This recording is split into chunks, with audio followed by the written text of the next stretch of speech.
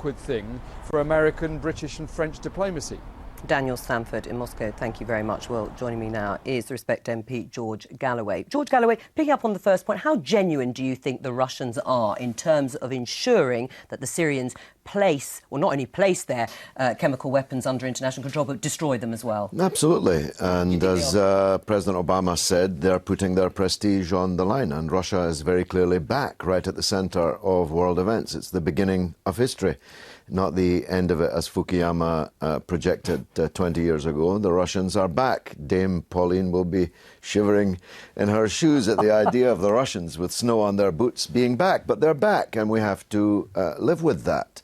So definitely this matter always could have been resolved by negotiation, will be resolved by negotiation, and the whole crisis has to be resolved by negotiation. But do you think that the Syrians will, in the timetable that is being placed, actually put those, and is it practical for them to actually do it, bearing in mind there is a war, as we all know, going on, for inspectors to go in there to verify them, to destroy them, and, of course, which is what the Syrians and the Russians both want, stop any threat of airstrikes? Well, I do, and I hope the inspectors then relocate to Israel, which has a mountain of chemical, biological and even nuclear weapons, but nobody's talking about that, at least not yet. Well, no, let's concentrate just on Syria. Are you shivering in your boots, shaking in your No. boots over the Russians being back? I do think it's the case that at the moment the Russians are on the saddle, but they've now got to demonstrate that actually that they're going in a meaningful direction. What has to happen now is a really genuinely serious negotiation. And Sanford's distinction between are they going to do something purposeful or are they going to muck about, that's an absolutely crucial question. What do you think? Well, I don't know. I think they're on test. I would hope that this turns out, even if it didn't intend it seriously, that it turns out to be something that's actually serious. Because I think getting the chemical weapons out of the battlefield is a good thing in its own right. Right. Because very difficult. Let us not underestimate the difficulty of doing it. And I think that is going to be one of the big issues. And I don't think it's going to be done in one day. Absolutely not. This is going to take time. The Foreign Secretary, William Hague, has actually just said that he's sceptical, surprise, surprise, of the plan, of the offer being made by the Russians. And he says so because President Assad's regime has lied for years about possessing chemical weapons and still denies using them, but has denied actually possessing them right up until very recently. That is a valid point. Well, as the harlot Mandy Rice Davis said, he would say that, wouldn't he? Because he and David Cameron have been left with egg all over their face. If it had been left to them, we'd already be in the midst of a Middle East war, with all the disastrous consequences that President Putin wrote about in the New York Times today, or the Washington Post today.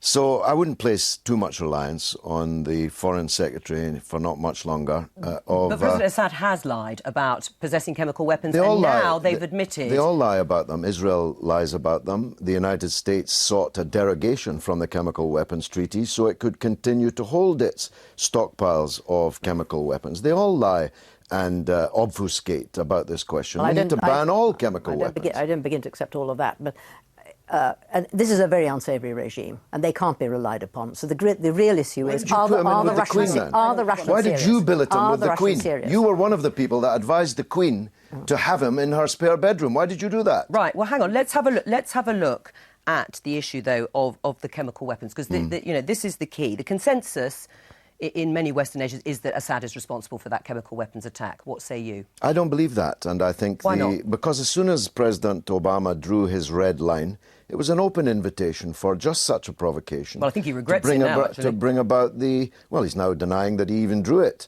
But that's a measure of the fiasco that this has become. I don't think, George, we would be in this diplomatic situation if the Americans hadn't actually made it quite clear they were serious about this. You would say that. I know, exactly. Yeah, we're not going to agree. It's the threat that has brought the Russians and the Syrians to this point. Joe, I said in the Parliament last week, it's not that they're not bad enough to have done this chemical weapons attack. They are. But they're not mad enough to have done it. To bring about the very deluge of international force against them that they've managed to avoid so far. Well, what do you say to that? I think the evidence is pretty clear that they have actually done this, and the issue is that it mustn't go any further. It is very important. I mean, I do think this is an initiative in its own right that is worthwhile. The great question is what follows. Does it lead us then onto a diplomatic track, or do we then go back actually to a continuation of fighting and the military option. And there's no support for that. This is the key point. He's got Obama off the hook because the Congress was about to throw out the idea of an American I think the Congress will be pretty tough if the if the Russians show that they're just trying to twist the US round their little finger. I think the American reaction will be pretty tough and the congressional reaction will be pretty tough. And they are ready to go, so say the Americans. It is not, it seems, an empty threat, even if you are right in saying that actually President Obama personally does not want to get engaged in a war in Syria. If the Russians, as Pauline Neville-Jones has said, and the Syrians don't actually put their money where their mouth is, then those airstrikes would happen. Well, you should take your tanks off the lawn because nobody wants to use these tanks, neither the British public nor the American public. Now, I know that democracy doesn't mean much to some people. The idea is that leaders make these decisions, but public opinion is completely against it. And the BBC, which is funded by public opinion, or the public who have that opinion, really ought to wise up because your role as the wartime propaganda mouthpiece George Galloway, is really infuriating people just you the being length deliberately and breadth provocative. of this country. Let's get back to the substance. You're going to of the lose issue. your licence fee over this. Well, you don't have to threaten me. Let's get back to the issue at hand. You say you don't think Assad was mad enough to use chemical weapons, so you're going against all the intelligence, or certainly the vast majority I'm of not. it. Why do you say that? Where is the intelligence? Show it to me. Services, You've got lots of papers I here. do, Show but me I the don't actually intelligence. have it. No, you don't. No one has it. Where's your evidence to say it wasn't? I'm saying that Where's your evidence to say that it wasn't Assad's regime? My argument is logic, that it brought about the very prospect of international engagement in the war, which they had avoided so far. Well, OK, let's hear. It's not as if this is the very first time that chemical weapons have been used. Bad men use chemical weapons. Yes. Had Saddam Hussein used chemical weapons? George Bush used them. Against his own... Tony Blair used them, and you supported them. Let Pauline speak, and then I'll come back to you. And, I mean, I think logic doesn't actually hold up against what the evidence shows. And I think the Russians do understand, actually, that this is a dangerous moment and that, actually, this man can use it again. They see it as their advantage, actually, to get this off the battlefield. Undoubtedly, they don't want to see the American strike because even if we don't take, or a lot of people don't take, the effect of an American strike seriously, I'm sure the Russians do. OK, well, let's hear, George Galloway, who you think was responsible for supplying al-Qaeda forces in Syria, as you put it, with chemical weapons. If there has been a use of chemical weapons, it was al-Qaeda who used the chemical weapons. Who gave al-Qaeda the chemical weapons? Here's my theory. Israel gave them the chemical weapons. Where's your evidence?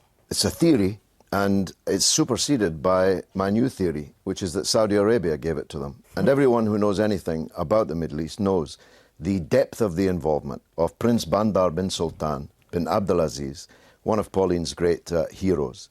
He is the man who has fueled and armed this war. And I now believe that Saudi Arabia gave al-Qaeda these chemical weapons. But you admit it's theory. Theory, of course. Theory, of course. there is I don't no have evidence. I'm not her. Basis. I'm not the head of the intelligence agency. But you are throwing out conspiracy theories, which is what some people would say, and they're not based on any evidence They're based on logic. Everyone knows. Your logic. Bandar. No, this is why. See, you don't know this because you're not a specialist in the area, and I don't blame you for that. And you are. I am, yes. That's why you brought me here.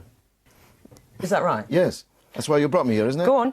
Why did you bring me here then? Because I'm the MP for Bradford. Yes, that's why we brought you. You brought me here because I am a specialist in the area. But it is. And I'm telling you, Saudi Arabia is up to its neck. Well, the grisly, hand-chopping, head-cutting regime of Saudi Arabia, so beloved of people like Dame Pauline. Israel would like that sort of regime on its border? Israel wants them all to kill each other for as long as possible. There's an implicit admission already in Damascus that actually they do have chemical weapons in their possession. And where they're going to be found will demonstrate actually who is the custodian of these chemical weapons. And I don't have any doubt it's going to turn out that actually these are in the possession of and under the control of the regime in Syria. The Syrian regime has chemical weapons, as does the Israeli regime, as does the American regime, as does the British regime. The British were the first people to use chemical weapons in the Middle East. Mr. Churchill used them on Kurdish tribesmen in the north of Iraq in 1921. Do you think there will be any military intervention in Syria? I think at the moment we can't tell. I think we can't tell. I do think that it will return as a serious option if this diplomatic initiative does not succeed. George Galloway. It's always a pleasure. A specialist on the Middle East, in his own words. Thank you so much. Now, George Osborne may think we've turned a corner and Vince Cable may think we're starting to turn the corner. But that hasn't changed the Governor of the Bank of England's approach to the economy. Mark Carney told a committee of MPs this morning that the bank would keep interest rates low until unemployment falls to 7%. Here's what he had to say. Until